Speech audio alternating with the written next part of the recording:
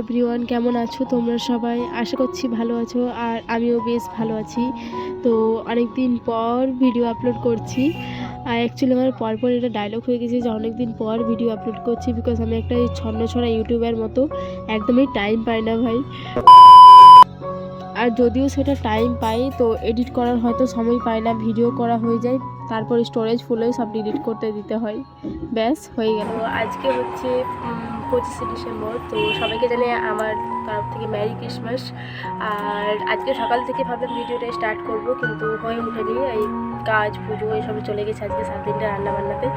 তো এখন স্টার্ট করছি দুপুরবেলা। অ্যাকচুয়ালি দুপুরবেলা আমি এখন বই খাতা নিয়ে পড়ছিলাম, পড়তে বসে ওয়েট তারা দেখাচ্ছি।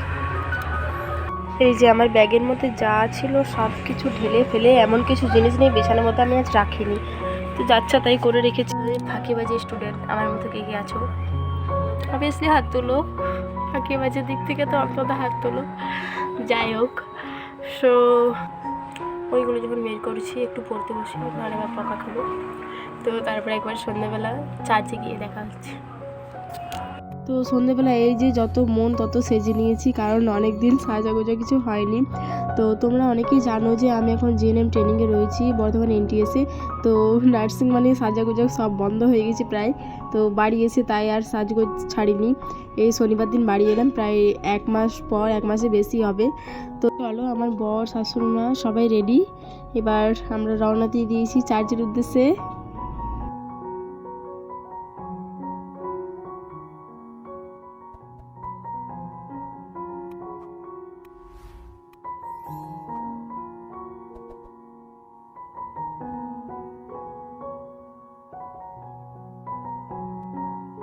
আমরা প্রায় পৌঁছেই গেছি। এই যে খ্রিস্টান কলেজ পার হচ্ছি, দেখতে পাচ্ছ এই কলেজ মোড়ে হামেশাই ভিড় লেগেই থাকে সবসময়। তো প্রায় চলে এসেছি, দেখতে পাচ্ছ এখান থেকে লাইন শুরু হয়েছে, মানে প্রচণ্ড ভিড় হয়েছিল আগের বছরের তুলনায়। এই বছর আরও বেশি ভিড় হয়েছিল, আগের বছরে আমি হারিয়ে গেছিলাম, এই বছর কী হবে কী জানি। Thank you guys for watching this video. Recently we are hitting 1000 subscribers.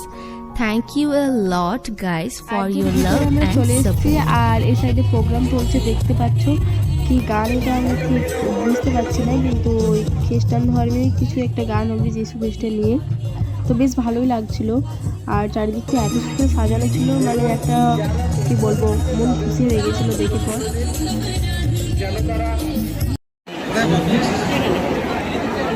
এই ডেকোরেশনটা বলছে করাই থাকে, আগের বছর কিছু করা ছিল এরকমই, চেঞ্জ হয় খুব সুন্দর করে কাগজের করে পিছনে।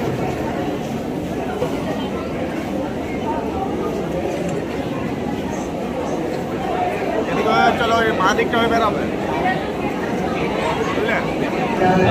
চার্চের ভিতরে এসে এখানে মাসি মেয়ে, দেওর, ওর বউ সবার সাথে দেখা হয়ে গেছিলো, তাই একটু এখানে গল্প করছিলাম। আর এই যে এটা হচ্ছে মাসির মেয়ের মেয়ে, তো সে কেঁদে যাচ্ছে কন্টিনিউ, প্রচণ্ড ভয় পাই, তো সেজন্য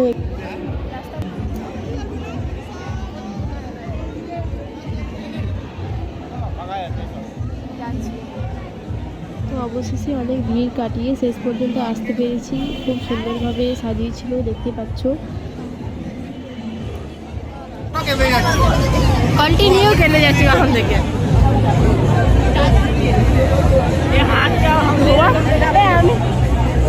শোনো না, মোমবাতি জ্বালবো না, মোমবাতি জ্বালবো, মোমবাতি।